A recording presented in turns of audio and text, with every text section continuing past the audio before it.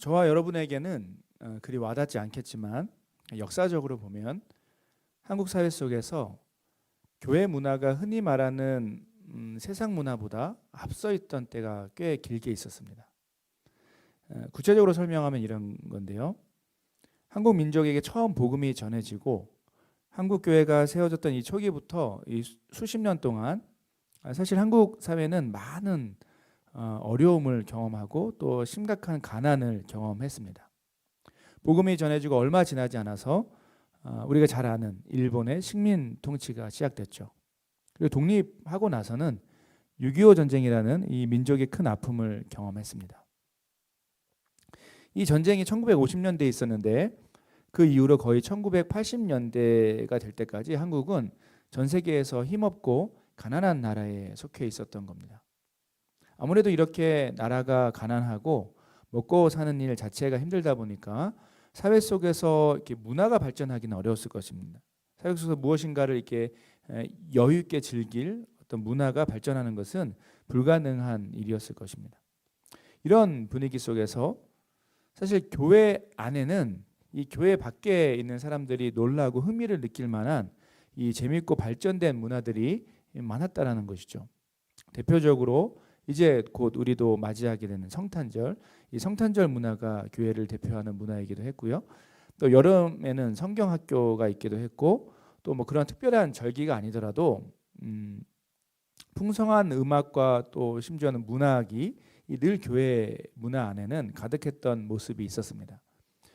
그래서 제가 이제 사실 그 중고등학교 시절 보낸 때인데 1990년대 이때까지 이런 이벤트 들어보셨나요? 이게 문학의 밤이라는 그런 행사가 교회마다 있기도 했습니다.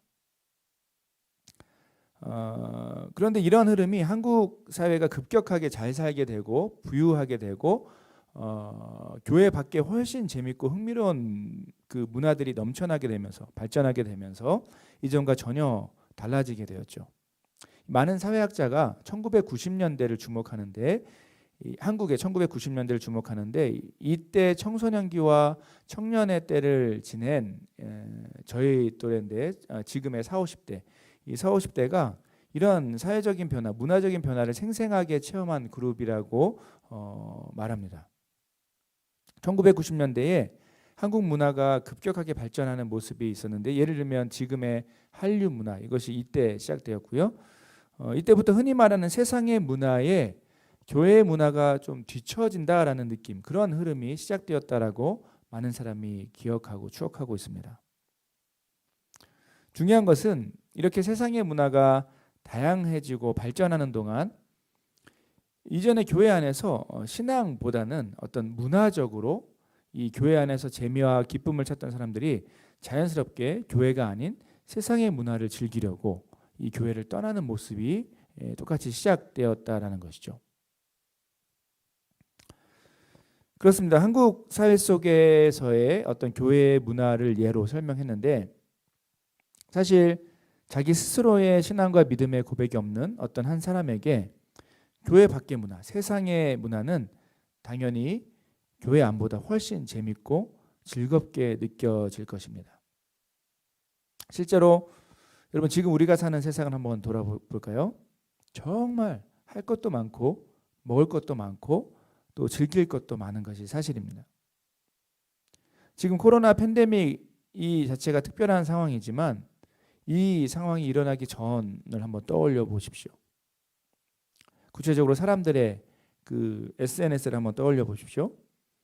세상에는 정말 즐길 취미도 많고 맛집도 많고 사람들의 관심을 끄는 수많은 일들이 이 온 세상을 가득 채우고 있는 것처럼 보이기도 합니다. 이런 세상의 문화와 비교하면 어쩌면 교회 안에는 이제는 뭔가 더 새로울 것이 없을 것처럼 그렇게 느껴지는 것도 사실이죠. 자, 그런데 오늘 우리가 읽은 본문은 겉으로 보면 이와 같은 세상의 문화에 대한 어떤 예수님의 걱정 어린 마음이 드러나고 있는 것처럼 보입니다. 다시 말해 오늘 본문에서 예수님은 그분의 제자들이 세상의 영향을 받을 것에 대해서 걱정하면서 기도하는 모습이 나타나고 있다는 것이죠. 오늘 본문은 말 그대로 예수님의 구체적인 기도입니다.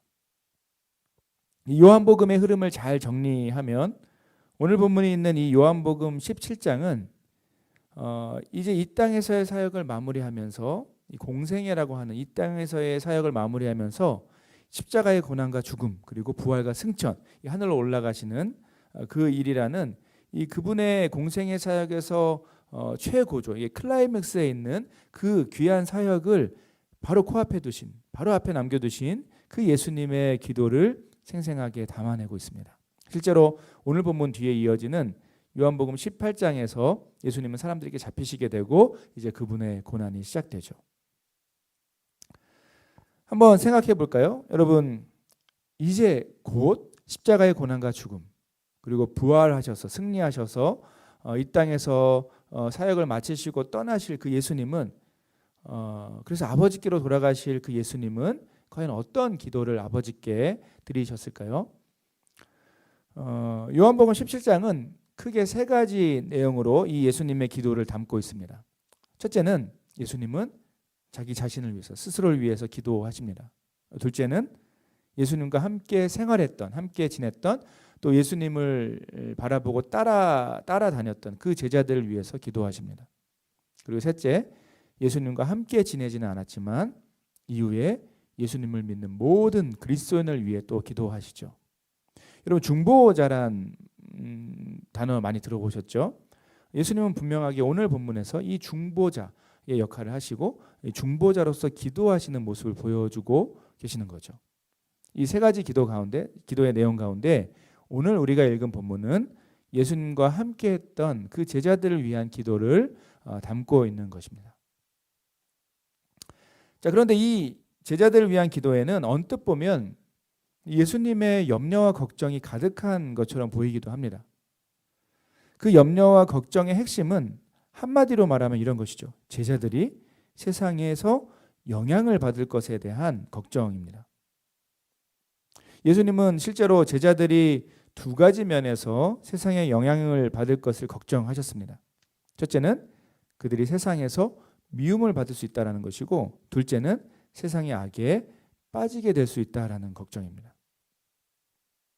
그런데 중요한 것은 이 두 가지는 구분되는 것처럼 보이지만 어떤 점에서는 서로 긴밀하게 연결되어 있다는 것이 예수님의 전제이기도 합니다. 본문 14절과 15절을 다시 한번 읽어볼까요? 14절, 15절입니다.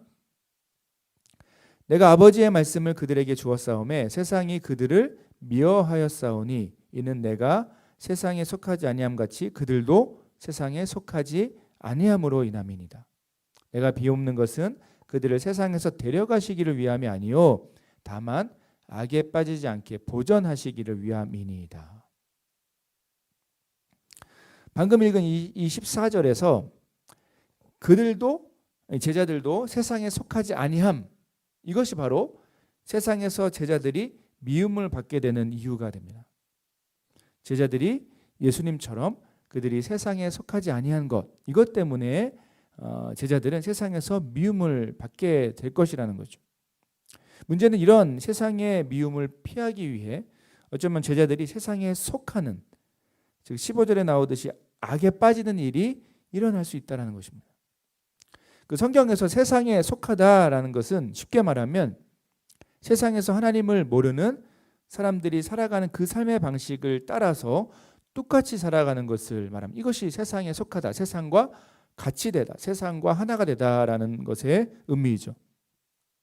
이런 점에서 세상과 같이 되는 것, 세상에 속하는 것, 이것은 본문에서 말하는 15절에서 말하는 악에 빠지는 것이라고 할 수 있습니다. 다시 정리하면 예수님이 걱정하신 이 제자들을 향한 세상의 두 가지 영향력은 서로 가깝게 연결되어 있습니다. 제자들은 누구입니까? 제자들은 어떤 사람이죠? 제자들은 세상에 속하지 않은, 즉 세상의 삶의 방식을 따라 살지 않고 세상과 다른 사람들이었습니다. 성경은 이렇게 세상과 다른 삶의 모습을 굉장히 중요한 한 단어로 요약합니다. 그것이 바로 거룩입니다. 거룩의 원래 뜻이 세상과 같지 않다, 다르다라는 뜻이죠. 그런데 이 거룩한 삶, 이 다름으로 인해서 때론 제자들이 세상에서 무시와 공격을 받을 수 있다라는 것입니다. 이런 상황 속에서 이런 상황을 마주할 때 제자들이 자신들의 그 거룩한 삶을 포기하고 세상과 같아지려는 그러한 삶의 선택을 할 수 있습니다. 세상과 다른 것에서 오는 어떤 어려움과 핍박을 포기하고 그냥 너무 복잡하게 생각하지 말고 그냥 세상과 같은 모습으로 똑같이 그런 삶을 살자라고 선택할 수 있다라는 말입니다. 문제는 성경은 이런 삶의 종류를 악하다고 선포합니다. 하나님을 떠난, 하나님을 모르는 그러한 세상의 삶의 방식은 하나님을 피하고 하나님을 대적하고 더 나아가서 그분을 모욕하는 그런 삶의 결과를 나타낼 수밖에 없죠. 그런데 중요한 것은 예수님은 자신과 함께 있을 때는 이 제자들이 그런 악한 삶에서 보호받았다라고 오늘 본문에서 설명하십니다. 그런데 이제 그분이 눈에 보이지 않으면 제자들이 그런 거룩한 삶을 포기할 것을 걱정하시면서 바로 오늘 본문에 이 간절한 기도를 드리고 있는 것이죠. 여러분, 그런데 제자들의 상황만 그랬을까요? 사실 우리가 사는 삶에서 우리는 이 믿음의 길을 걸어가는 동안 세상의 끊임없는 영향을 심하게 받고 살아가는 것이 사실입니다. 우리가 그리스도인으로서 더 나아가서 이 예수 그리스도를 향한 헌신된 제자의 삶을 한번 살아보려고 할 때 그때 이전보다 훨씬 심한 세상의 영향력을 아주 실제적으로 우리는 느끼며 살게 되는 것이 사실이란 말입니다. 구체적으로 한번 생각해 볼까요? 우리는 세상과 다르게 산다고 말을 많이 하지만 생각해 보면 생각보다 우리 삶의 대부분의 시간, 많은 시간 이 세상과 같은 삶의 선택을 하며 살 때가 많습니다. 우리가 세상과 다른 순간은 어쩌면 교회 안에 있을 때가 대부분이고 그 외의 시간, 교회 밖의 시간, 우리 삶의 공간에서는 안타깝게도 교회 밖의 사람들, 예수 그리스도를 알지 못하는 그런 사람들의 삶의 선택과 비슷할 때가, 똑같을 때가 많다는 것이 여러분 우리 모두의 안타까운 현실이죠. 여러분, 우리는 세상의 삶의 방식의 핵심에 있는, 중심에 있는 돈과 쾌락, 힘과 권력을 세상과 똑같이 열망하면서 갈망하면서 살아갈 때가 많습니다. 우리는 만족이란 것을 모르고 심지어 쌓아두고 나중에 버리더라도 최대한 많은 것을 가지려고 세상과 똑같이 노력하며 살아가는 것 같습니다. 우리는 세상의 수많은 악한 타락한 문화의 영향 속에서도 그 속에서 살아가면서 그 문화가 옳은 것인지 하나님 앞에서 잘못된 것인지 별로 생각하지 않고 세상을 즐기며 살아가려고 합니다. 그냥 재밌으면 좋으면 최고라는 생각으로 살아갈 때가 많죠. 여러분, 너무 이렇게 극단적으로 얘기한 것처럼 느낄 수 있겠지만 이와 관련해서 우리 삶의 상태를 분명하게 판단해 볼 수 있는 좋은 방법이 있습니다. 그것은 우리 삶의 모습을 정말 세밀하게 분석하면서 돌아보는 것이죠. 우리의 삶의 가치관과 생각 그리고 주어진 상황들 속에서 우리가 우선순위를 갖고 무엇을 하고 있는지, 우리가 선택하는 것들이 과연 무엇인지를 질문하면서 여러분 우리 각자의 삶을 한번 돌아보십시오. 여러분, 그런데 만약 그렇게 우리 삶을 돌아봤을 때 우리가 생각하고 우리가 선택하고 실제로 행동하는 그 모든 것이 흔히 말하는 교회 밖, 세상 사람들과 그다지 다른 것이 없다면 안타깝지만 우리의 삶은 세상과 가까워져 있을 가능성이 매우 높다라는 것을 기억해야 합니다. 놀랍게도 이 시대를 살아가는, 특별히 풍요롭고 넘치는 그런 문화의 시대를 살아가는 저와 여러분은 때론 이런 질문을 거의 하지 않고 살아가는 것을 쉽게 확인하게 됩니다. 이런 점에서 여러분, 우리는 지금 과연 어디에 속한 삶을 살아가고 있는 것 같은지 한번 돌아볼 필요가 있습니다. 우리 삶을 돌아볼 때 우리 삶이 세상과 다른, 즉 세상에 속하지 않은 삶이라고 확신할 수 있습니까? 오늘 본문에 나오는 이 예수님의 간절한 기도는 바로 우리 삶의 진정한 모습에 대해서 다시 한번 진지하게 우리 스스로 질문해야 한다는 것을 가르쳐주고 있다는 것. 이 사실을 우리는 오늘 말씀을 통해서 기억해야 할 것입니다. 자, 그런데 여러분, 오늘 본문은 이와 같이 세상의 영향 가운데 살아갈 수도 있었던, 때론 악에 빠지며 세상과 같은 삶을 살 수도 있었던 그 제자들을 향해 놀라운 승리의 비결을 선포하는 것에 오늘 본문에 가장 중요한 목적이 있다는 것을 동시에 우리는 기억해야 합니다. 그 승리의 비결, 세상에 속하지 않고 다른 삶을 살 수 있는 그 참된 승리의 비결은 무엇일까요? 오늘 본문에서 예수님은 바로 성자 예수님이 성부 하나님 안에서 경험한 진짜 기쁨이야말로 이 제자들이 세상에 속하지 않을 수 있는 가장 강력한 방법이라는 것을 우리에게 알려주십니다. 오늘 보면 13절을 다시 한번 읽어볼까요? 13절입니다.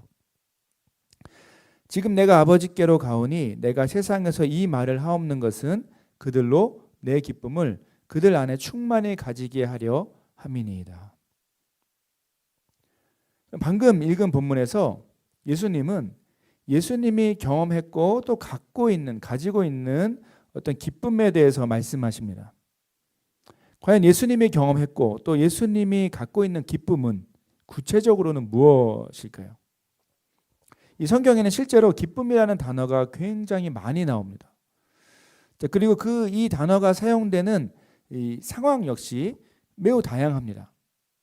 그런데 그 다양한 케이스들 가운데 메시아 예수 그리스도가 경험하고 갖고 있는 그런 기쁨을 가리킬 때는 항상 그분이 성부 하나님과 함께 누린 관계가 그 중심에 있다는 것, 그것이 핵심이라는 것을 기억해야 합니다. 여러 본문들 가운데 시편 16편 11절을 한번 읽어볼까요? 시편 16편 11절입니다. 주께서 생명의 길을 내게 보이시리니 주의 앞에는 충만한 기쁨이 있고 주의 오른쪽에는 영원한 즐거움이 있나이다. 이 메시아 예수 그리스도의 노래로 이해할 수 있는 시편 다윗의 고백들 가운데 방금 읽은 본문은 분명하게 이 하나님 앞에 있는 기쁨, 그분 앞에서 서 있기 때문에, 그분 앞에 있기 때문에 누리는 즐거움, 영원한 즐거움에 대해서 밝히고 있습니다. 쉽게 말해 예수 그리스도가 또 성경에서 굉장히 중요하게 가리키고 있는 그 기쁨의 본질은 다른 것이 아니라 하나님과 완전한 교제를 누리는 것, 하나님과 완전한 교제를 누리는 것, 하나됨에서 오는 그 기쁨을 가리킨다라는 것을 우리는 기억해야 하는 것이죠. 이 기쁨은 우리가 갖고 싶은 것을 갖거나 아니면 하고 싶은 일을 하게 되어서 혹은 세상의 쾌락을 경험해서 느끼는 그런 기쁨과 즐거움이 아닙니다. 철저하게 살아계신 하나님 아버지 앞에서 그분이 어떤 분인지를 알고 그분이 허락하시는 충분한 만족에서 오는 세상이 전혀 알지 못하는, 알 수 없는 그 관계적인 기쁨을 가리키는 것이죠. 자, 놀라운 것은 오늘 이 예수님의 기도는, 오늘 본문의 예수님의 기도는 바로 이런 종류의 기쁨이, 참된 기쁨이 제자들에게도 경험될 수 있다라는 것을 밝히고 있다는 것입니다. 다시 말해 예수님은 지금 이 기도를 통해서 예수님이 하나님과 함께 누리셨던 그 은밀하고 풍성하고 친밀한 하나됨의 교제에서 오는 그 참된 기쁨을 그분의 제자들에게도 똑같이 선물하기 원하셨다라는 말입니다. 특별히 이 땅에서의 사역을 마치고 그분이 아버지께로 돌아가시는 그 순간에 이 참된 기쁨이 제자들에게도 선물될 것을 기대하고 소망하시면서 바라보시면서 기도하고 계신다는 것이죠. 실제로 예수님은 이 땅에 계실 때 그 기쁨의 모습을 분명하게 보여주셨습니다. 그것의 가장 강력한 증거는 예수님이 세상의 그 어떤 것보다, 어떤 일보다 성부 하나님과 기도 가운데 교제하시기를 가장 기뻐하셨다는 것으로 드러나고 있습니다. 그분은 수많은 사람을 만나고 때론 육체의 심각한 피곤함 속에서도 또한 중요한 사역의 터닝 포인트 때마다 성부 하나님과 기도하며 아버지 안에 거하기를, 그분 안에서 쉬시기를 기뻐하셨다라는 것이 여러분 성경 복음서에 분명하게 기록되어 있죠. 중요한 것은 오늘 본문에서 예수님은 그 기쁨이, 예수님이 경험하신 기쁨이 바로 제자들에게도 충만하게 경험되길 기도하신다라는 것입니다. 그리고 예수님이 이것을 기도하셨다라는 건 이건 무슨 의미입니까? 예수님이 이것을 기도하셨다는 것은 바로 이 기쁨의 경험이 성령 안에서 그분의 제자들에게 얼마든지 충분히 똑같이 일어날 수 있다라는 것에 대한 분명한 약속이라는 사실을 우리는 오늘 본문을 통해 다시 한번 확신하고 확인하게 되는 것이죠. 예수님은 세상이 알 수 없는 진짜 기쁨, 성부 하나님과의 관계에서 누리는 이 기쁨의 삶을 이 땅에서 분명하게 보여주신 그분, 유일한 모델인 동시에 그 경험을 우리에게 선물해 주시는 분이 된다는 것이 바로 오늘 본문이 우리에게 전해주는 놀라운 은혜의 소식이 되는 것입니다.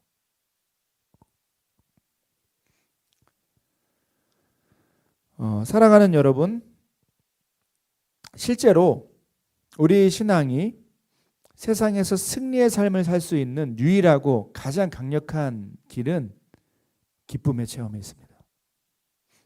우리는 우리의 힘과 노력으로 혹은 절제와 결단으로 이 세상과 다른 삶을 살 수 없습니다.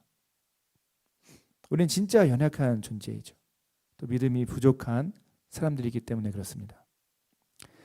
그런데 그런 연약한 우리가 진짜 기쁨, 이 예수님이 말씀하시는 진짜 기쁨을 마주한다면 이야기가 달라집니다.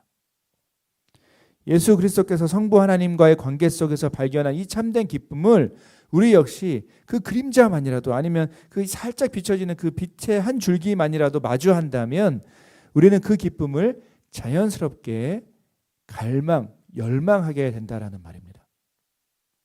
이것이 여러분 우리 삶이 세상과 다른 거룩한 삶을 살 수 있는 유일하고 가장 강력한 길입니다.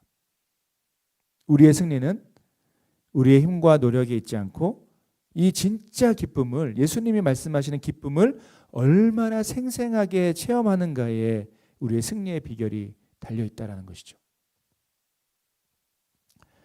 미국 미시간에 있는 켈빈 대학교에서 가르치고 계시는 이 제임스 스미스라는 신학자는 인간의 상태에 대해서 이런 정말 예리하고 통찰력 있는 표현을 했습니다. 이것입니다.